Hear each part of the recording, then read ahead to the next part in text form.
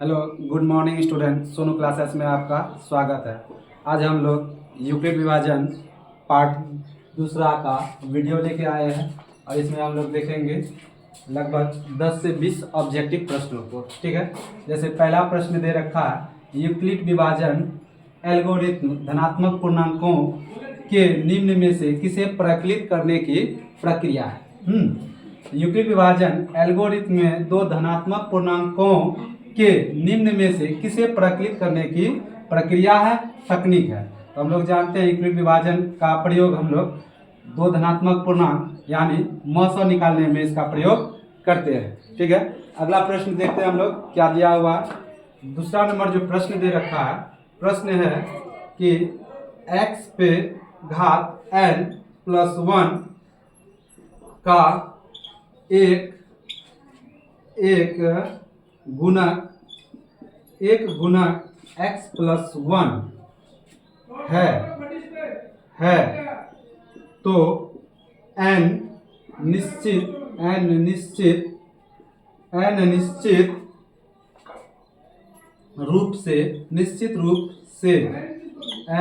रूप से तो जैसे ए नंबर में दिया एक विषम पूर्णांक है, एक विषम पूर्णांक है। बी नंबर दे रखा है कि m एक सम पूर्णांक है। सी नंबर दे रखा है कि एक ऋणात्मक पूर्णांक है और डी नंबर दे रखा है एक धनात्मक पूर्णांक है। ठीक है, प्रश्न दे रखा है कि x पे पावर n+1 का एक गुणक x+1 है तो n निश्चित रूप से होगा, यानी n क्या होगा। यहाँ जो n घात के रूप में है, पावर के रूप में है, वह n क्या होगा, एक विषम संख्या होगा, एक सम संख्या होगा, या फिर ऋणात्मक या धनात्मक। तो चलो इसको हम लोग हल करते हैं। यहाँ पे इसको देखते हैं। तो यहाँ पे इसको अगर हम हल करेंगे, सॉल्यूशन करते हैं तो देखते हैं। तो देखिए कह रहा है कि यदि हम x+1 से इसमें भाग दे तो शेषफल 0 आएगा।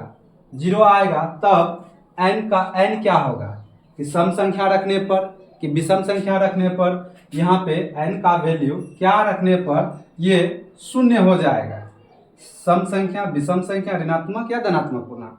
तो इसको हल करते हैं। जैसे एक गुणक यानी एक गुणनखंड दे रखा है, कितना दे रखा है, x+1 दे रखा है। तो इसको हम लिखेंगे x+1 बराबर 0 लेते हैं तो x बराबर हो जाएगा, प्लस है तो पक्षांतर कर दीजिए तो माइनस। अब इस x का मान गुणक जो है यहाँ पे हम बहुपद में जो है इसमें हम रखेंगे। दे रखा है x पे पावर n+1, तो यहाँ पे हम क्या करेंगे, इस x का मान इस x के जगह रखेंगे। ठीक है, तो यहाँ पे हम -1 + 1 रख दिए। अब हमको यहाँ पे जो n दिया हुआ है घात के रूप में, n का आखिर ऐसा कौन सा मान लेंगे जो कि ये शून्य हो जाए, क्योंकि यहाँ पे गुणनखंड बोला है, शून्यक बोला है, तो ये 0 होगा। तो आखिर n कौन सा संख्या लेंगे, सम, विषम, धनात्मक, ऋणात्मक। तो इसके लिए क्या करना होगा, हम इधर n ले लेते हैं। n बराबर, n का हम कोई भी मान ले लेंगे, 1 2 3 4 एक्स्ट्रा, इस तरह से कोई भी मान ले लेंगे। तो जैसे हम यहाँ पे n का कोई मान बैठाएंगे, ठीक है, n का मान बैठाते हैं। जैसे यहाँ पे -1, n का मान हम 1 लेते हैं, यहाँ 1 दिया हुआ, 1 ले लेते हैं, घात 1 + 1 बराबर एक दफ़ा यहाँ पे जब गुना करेंगे तो ये इतना आएगा, -1 + 1 बराबर 0। 0 आया। फिर n का मान हम क्या लेते हैं, 2 ले लेंगे। तो यहाँ पे घात n है तो n के जगह हम 2 लेते हैं, प्लस में 1 ले लेते हैं। ठीक है, अब इसको अगर हम 2 दफ़ा गुना करेंगे तो हमको पता है कि माइनस और माइनस गुना करने में प्लस आता है। तो 1 और इधर का यहाँ पे 1 है, 1 जोड़ेंगे, 1 और 1 मिलके क्या हो जाएगा, 2 हो जाएगा। ठीक है, फिर इसी तरह से n का मान कोई और संख्या ले लेते हैं, और क्या जो यहाँ पे लिखे हैं उसी को ले लेते हैं। -1 3 +1। अब 3 बार इसको अगर हम गुना करते हैं, माइनस माइनस प्लस, फिर एक बार माइनस से गुना करेंगे तो माइनस आ जाएगा। तो यहाँ पे माइनस और इधर हो गया बच्चे प्लस, तो माइनस प्लस मिलके फिर माइनस अर्थात 0 आ गया। एक बार और ले लेते हैं, -1, अभी घात 4 ले लेते हैं +1। इस तरह से हम देख पा रहे हैं 4 दफा गुना करेंगे, अगर घात सम संख्या के रूप में है तो प्लस में आ जाएगा। तो 1 + 1 बराबर 2 आ रहा है। तो इस तरह से हम देख पा रहे हैं कि n आखिर कौन सा संख्या ले रहे हैं, कौन सा पूर्णांक ले रहे हैं, जो कि ये बहुपद शून्य हो जाएगा। तो निश्चय रूप से सम संख्या जब भी ले रहे हैं, सम पूर्णांक जब भी ले रहे हैं, तो यहाँ पे हमको क्या दिखाई दे रहा, ये शून्य नहीं आ रहा है। तो इसलिए सम नहीं ले आ रहा तो सम को हमको लेना भी नहीं है। लेकिन विषम संख्या लेने पर ये क्या आ रहा है, यहाँ पे शून्य आ रहा है, क्योंकि इसका गुणक ये है अर्थात गुणनखंड ये है, तो जिसके कारण ये शून्य आएगा। तो शून्य आएगा तो देख रहे हैं हम यहाँ क्या कि माइनस लेने पे शून्य आ रहा है। तो यहाँ पे माइनस नहीं, माफी चाहेंगे कि विषम संख्या जब भी यहाँ पे n का मान विषम संख्या के रूप में ले रहे हैं तब जाके क्या आ रहा है, शून्य आ रहा है। तो इस हिसाब से ऑप्शन नंबर ए मेरा बिल्कुल क्या हो जाएगा, करेक्ट आंसर हो जाएगा कि n का मान क्या लेंगे प्यारे बच्चों, विषम संख्या के रूप में। निश्चित n एक विषम संख्या होगा तब जाके ये इसका ये शून्य होगा। ठीक है, इस तरह से हम लोग दूसरा नंबर प्रश्न भी हल कर लिए। अब हम लोग आगे वाले प्रश्नों को देखने वाले हैं।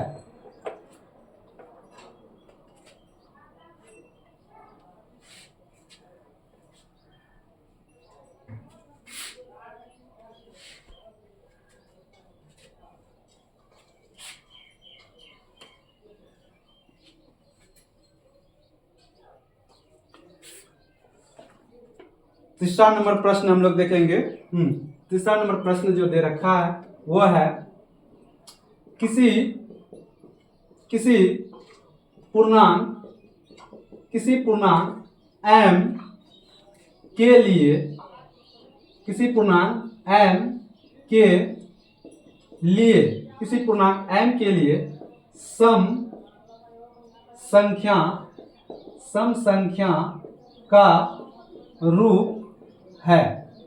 ठीक है, जैसे ऑप्शन दे रखा है, ऑप्शन दे रखा है इसमें m+2, बी नंबर ऑप्शन है 2m+1, सी नंबर ऑप्शन है 2m और डी नंबर है। ठीक है, डी नंबर 2m-1। ठीक, अब इसको हल करते हैं। कह रहा है कोई भी पूर्णांक m के लिए सम संख्या का रूप क्या होगा। ठीक है, m के लिए सम संख्या का रूप क्या होगा, तो ध्यान देते हैं।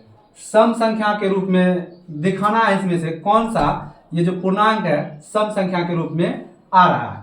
यदि हम जैसे इसी को हल करते हैं, जैसे a नंबर, तो m बराबर हम कुछ भी मान लेते हैं, जैसे 1 लेते हैं, 2 लेते हैं, 3 लेते हैं, 4 लेते हैं। तो ऑप्शन नंबर ए में बैठाएंगे। क्या लिखा हुआ है, m+2, इस जगह पे m का मान हम रख देते हैं 1, हाँ, और यहाँ पे 2 बराबर में आ रहा है, 2 1 3। तो यहाँ पे शुरू में ही क्या आ गया, विषम संख्या, इसलिए ऑप्शन ए नहीं होगा, क्योंकि यहाँ बोला है सम संख्या और आ रहा है यहाँ पे विषम संख्या, इसलिए ए नंबर नहीं होगा। अब बी को चेक करते हैं, 2m+1। ठीक है, 2m+1 दे रखा, तो यहाँ पे हम फिर करेंगे m के जगह कोई मान बैठा के चेक करेंगे। m के जगह 1 ले लेते हैं और प्लस में 1 है, 2 गुना 1 करेंगे 2 + 1 बराबर में आ जाएगा 3। तो 2 1 3।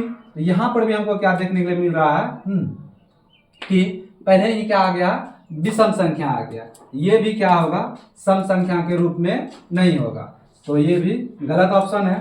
अब यहाँ पे चेक करें सी नंबर, तो सी नंबर में जैसे 2m है तो 2 के जगह 2 और m का वैल्यू 1 रख देते हैं। 2 गुना m करेंगे, सॉरी माफी चाहेंगे, 2 गुना 1 करेंगे बराबर 2 ही आ जाएगा। फिर 2 गुना कोई वैल्यू और रख देते हैं 2, 2 दुना 4 हो जाएगा। फिर 2 के जगह 3 रख देंगे 3, तो 3 दुना 6। इस तरह से हम देख पा रहे हैं कि कोई भी पूर्णांक n के लिए यहाँ पे रख रहे हैं, इस n के जगह तो वो क्या आ रहा है, सम संख्या के रूप में आ रहा है। ठीक है, वो क्या आ रहा है, सम संख्या के रूप में आ रहा है। तो इसलिए मेरा ऑप्शन नंबर सी क्या हो जाएगा, बिल्कुल सही हो जाएगा। ठीक है, अब देखते हैं हम लोग प्रश्न नंबर 4।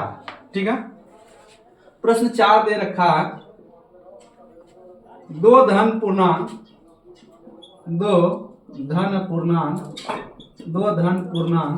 ठीक है, इसको मैं मिटा देता हूं इधर। दो धन पूर्णांक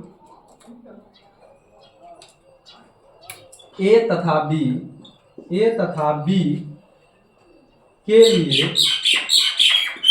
लिए यदि ए तथा बी के लिए यदि ए बराबर बी क्यू प्लस आर, तो ठीक है, ऑप्शन जैसे दे रखा है,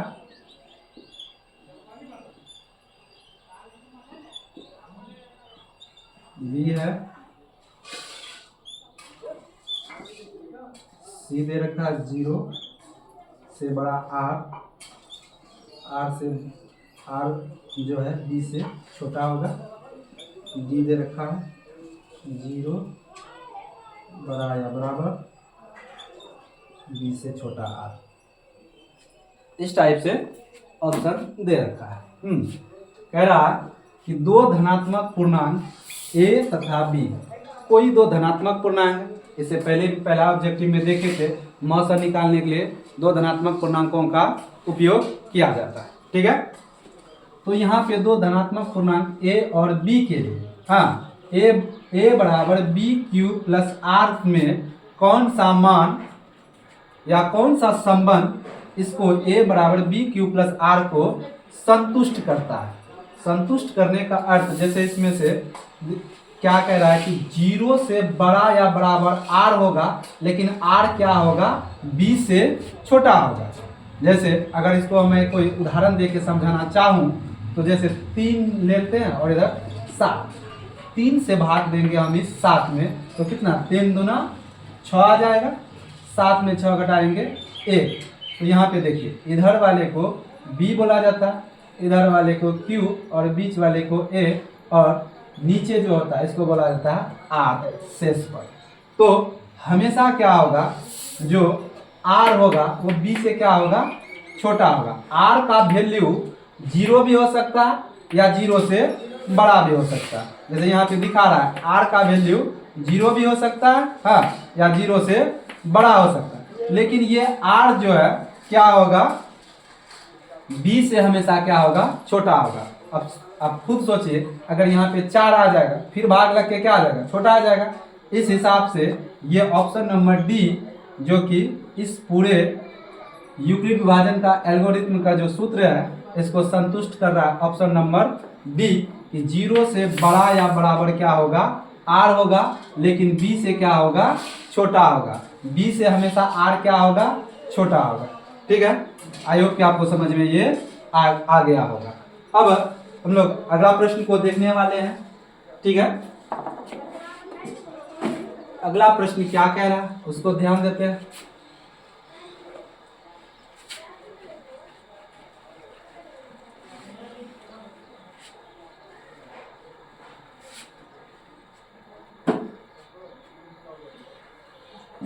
पांच नंबर प्रश्न दे रखा है, यदि m एक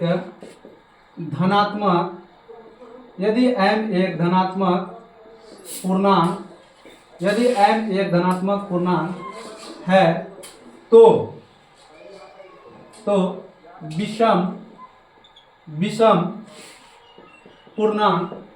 विषम पूर्णांक का रूप होगा। ठीक है, ऑप्शन नंबर ए दे रखा है 4m + 2, बी दे रखा है 4m + 4, सी दे रखा है 4m + 1, और डी दे रखा है इनमें से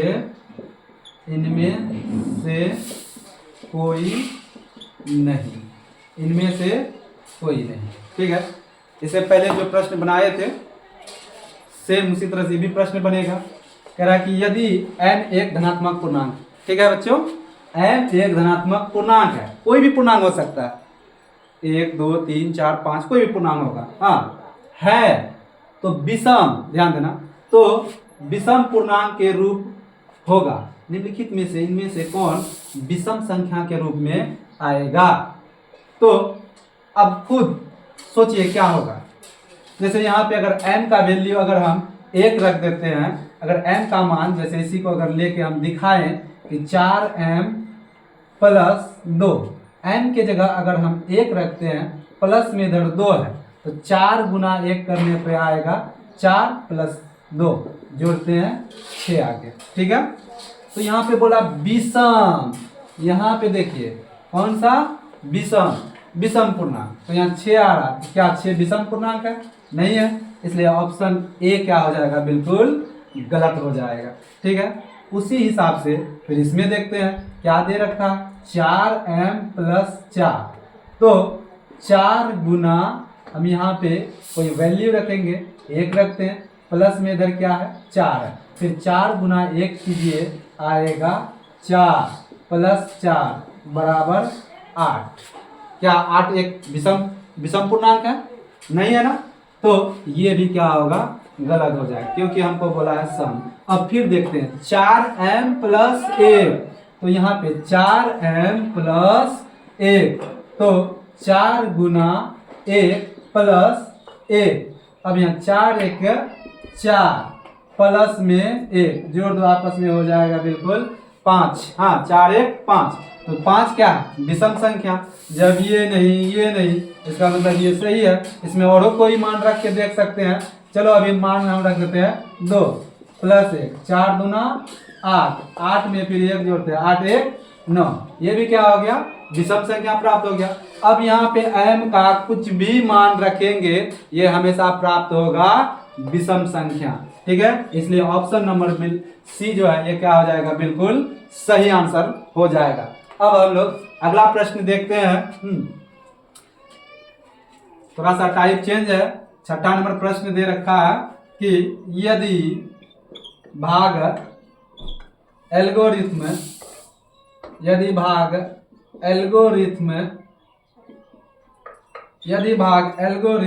a बराबर बी क्यू प्लस आर में a बराबर 37, b बराबर 4, r बराबर 1, तो q बराबर क्या होगा?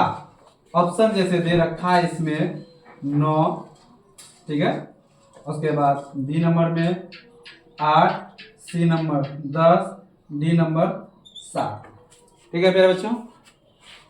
वैसे ये प्रश्न अगर हम देखें तो 2022 का सेकेंड सिटिंग में पूछा गया था, 2022 का सेकेंड सिटिंग में पूछा गया है।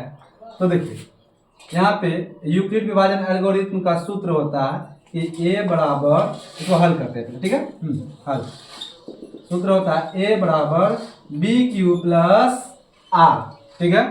तो ये एल्गोरिथम सूत्र है, इसमें बैठाएंगे। आइए प्रश्न में a बराबर, a कितना दे रखा है?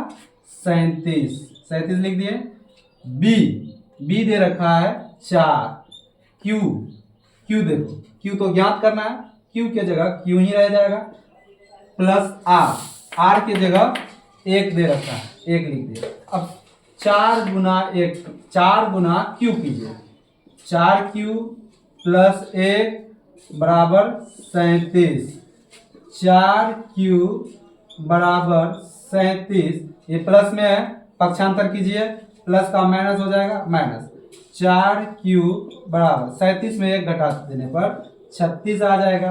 हाँ, जो चीज गुना में है वो बटा में चले जाएगा, 36/4 डिवाइड करेंगे तो आ जाएगा 9। तो q का मान कितना आ रहा? q बराबर 9। तो ऑप्शन नंबर ए क्या हो जाएगा? बिल्कुल सही जवाब हो जाएगा, ठीक है। ये प्रश्न 2022 का सेकेंड सिटिंग में पूछा हुआ है और वर्तमान समय में भी बोर्ड के एग्जाम में इस तरह का प्रश्न देखने को मिलते हैं। अगर आपको चीज़ें समझ में नहीं आए तो आप कमेंट में ज़रूर बताइए, ताकि मैं फिर से इन प्रश्नों को लेकर आऊं और आपको दोबारा समझाने का प्रयास करूं। ठीक है, अगला नंबर प्रश्न देखते हैं क्या दे रखा है।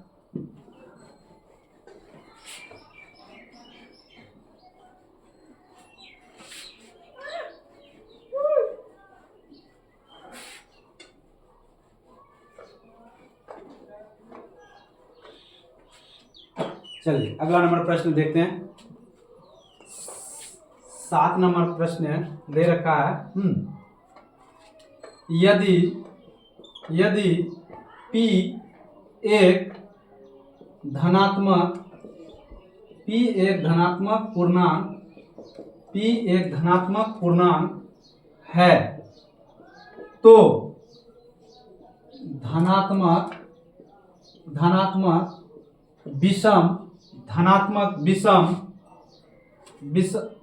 धनात्मक माफी चाहेंगे, विषम नहीं है, सम दिया हुआ, धनात्मक सम पूर्णांक का रूप होगा। ठीक है, ऑप्शन नंबर दे रखा है। हाँ, तो हो जाएगा 2p, b number p+1, c number p, माफी चाहेंगे, डी नंबर 2p+1। ठीक है, ये प्रश्न भी बहुत ज्यादा पूछा जाता है बोर्ड एग्जाम में।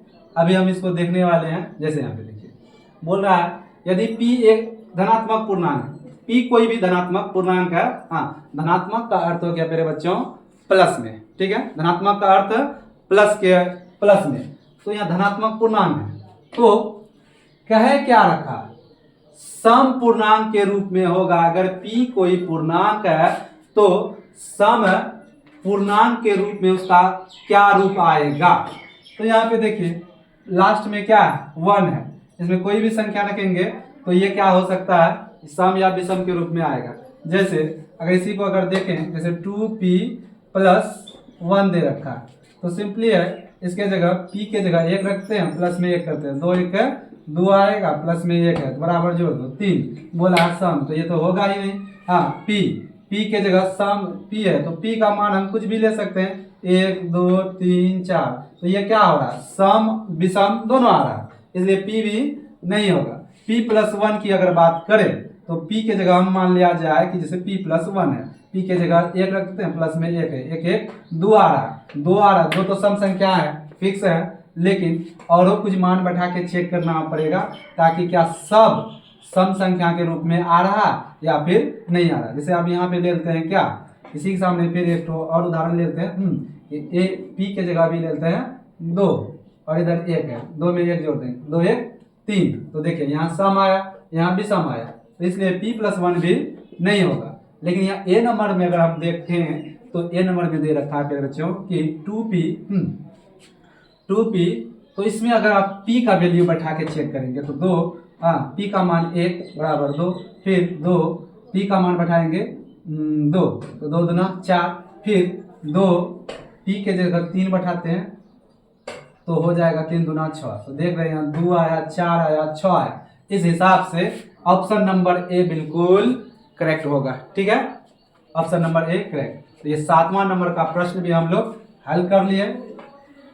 अब अगला प्रश्न देखें, 8 नंबर प्रश्न क्या कह रहा है, इसको देखते हैं।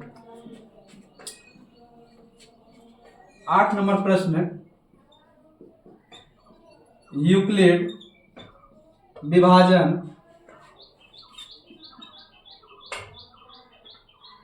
प्रमेयिका, यूक्लिड विभाजन प्रमेयिका किन पूर्णांकों के लिए संभव है। ठीक है, ऑप्शन ए दे रखा है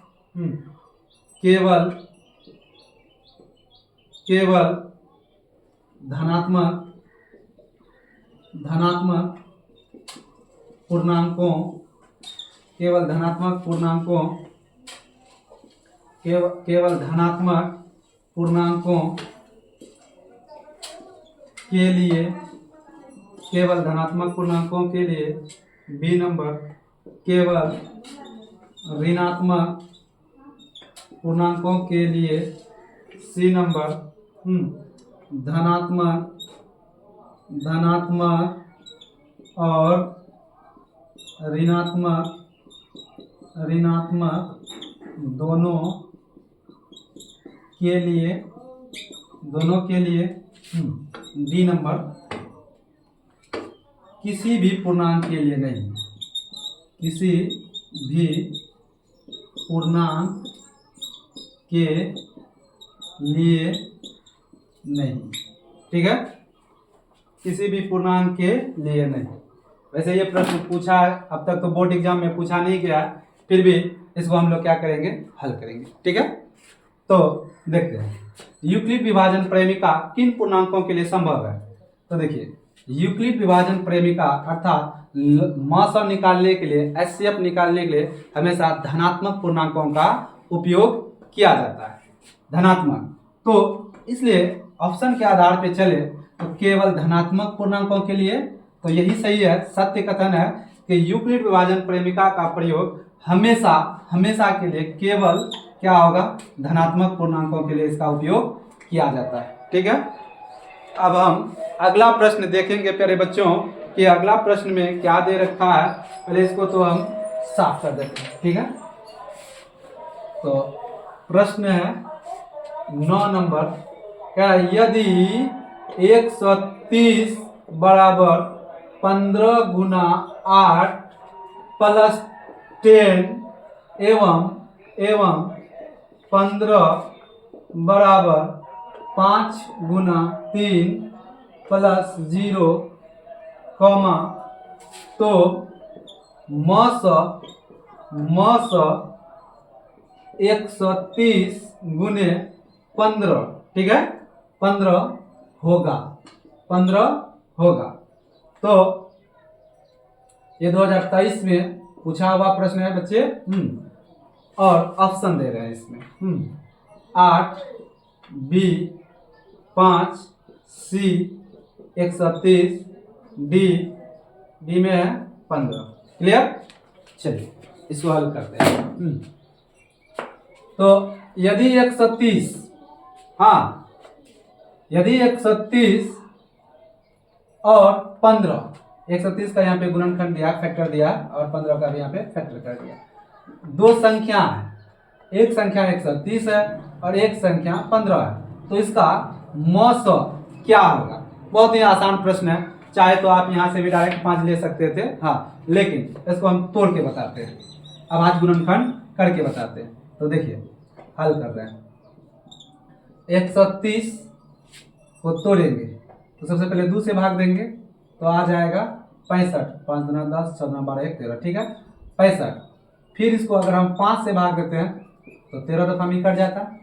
फिर इसको क्या करें, हम 13 से डिवाइड करते हैं तो एक दफा में ये पूर्णतः विभाजित हो जाता, कट जाता। अब उसी तरह से आप यहाँ 15 बचा हो, तो 15 को हम क्या करें कि 15 को भाग देते हैं पहले 3 से भाग देते हैं 5 दफा, 5 से भाग देंगे 1, तो 130 बराबर 2 गुने 5 गुने 13, और इधर 15 आया हुआ तो 3 गुने 5 गुने 1। अब इसमें से मौस जो दोनों में शामिल रहता है वो व्यनिष्ठ होता है, वही क्या होगा मौस। तो HCF बराबर 5, और यहाँ पर भी वही कह रहा था कि 130 और 15 का मौस होगा, तो इसका मौस ऑप्शन नंबर बी बिल्कुल करेक्ट होगा। ऑप्शन नंबर बी यानी इसका मौस 5 होगा। ठीक है, अब अगला प्रश्न हम लोग देखते हैं क्या दिया हुआ प्रश्न।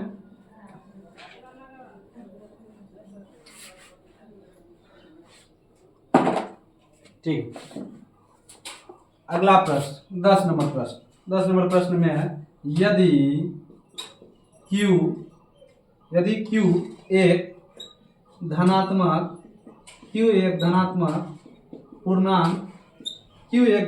पूर्णांक है तो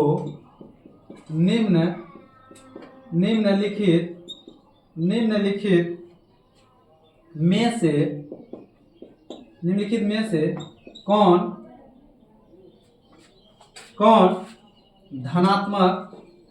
धनात्मक विषम पूर्णांक नहीं है। ठीक है, कौन धनात्मक विषम पूर्णांक नहीं है। तो बच्चे इसको हल करते हैं हम लोग। हल क्या करें, सबसे पहले ऑप्शन बैठाते हैं। A number 8q + 1, B number 8q + 4, C number 8q + 3, D number 8q + 7। हाँ, 2023 का पूछा हुआ प्रश्न है। ठीक है, पहले आप इस प्रश्न को बनाने से पहले एक बार रिपीट कीजिए। कहे क्या रहा, कह रहा कि यदि q एक धनात्मक पूर्णांक है तो निम्नलिखित में से धनात्मक विषम पूर्णांक नहीं होगा। कौन इसमें से धनात्मक विषम पूर्णांक नहीं है? और अक्सर बच्चे यहीं पे गलती करते हैं, वो पूरा प्रश्न पढ़ते नहीं, सिर्फ यहाँ तक आएगा धनात्मक विषम पूर्णांक, इतना देखने के बाद वो डायरेक्ट बनाना स्टार्ट करता है। नहीं, प्रश्न को पहले आप पूर्ण रूप से पढ़िए। कहे क्या रहा, धनात्मक विषम पूर्णांक नहीं है, नहीं है। तो देखिए धनात्मक विषम पूर्णांक नहीं है, तो जैसे ए नंबर जैसे ऑप्शन में दे रखा है, क्यू का कोई वैल्यू ले लेते हैं। जैसे क्यू का यहाँ पे जैसे हम कोई मान ले 1 2 3 तक एक्स्ट्रा एक्स्ट्रा इस तरह से कुछ भी होते जाएगा। ठीक है, 8q जैसे दे रखा 8q, क्यू की जगह 1 रख देते हैं, प्लस में 1 है बराबर 8 1 है 8, 8 में 1 जोड़ देंगे 9।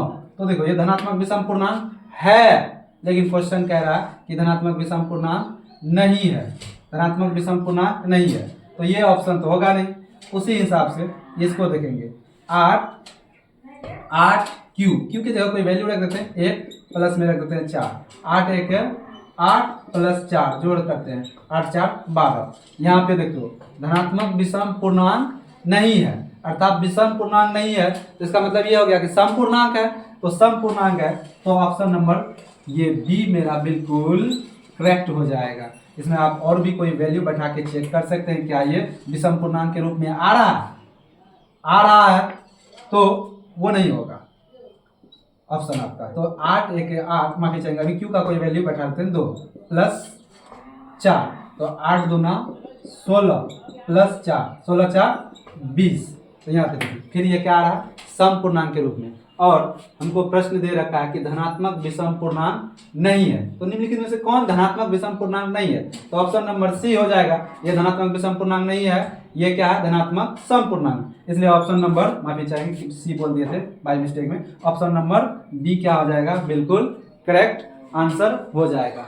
आज हम आप लोगों को 10 नंबर तक प्रश्न करवाए हैं, फिर अगला वीडियो में आपको 11 से लेकर 18, यानी टोटल इसमें जो है 18 प्रश्न है, तो 11 से लेकर 18 प्रश्न हम अगला वीडियो में बनाएंगे।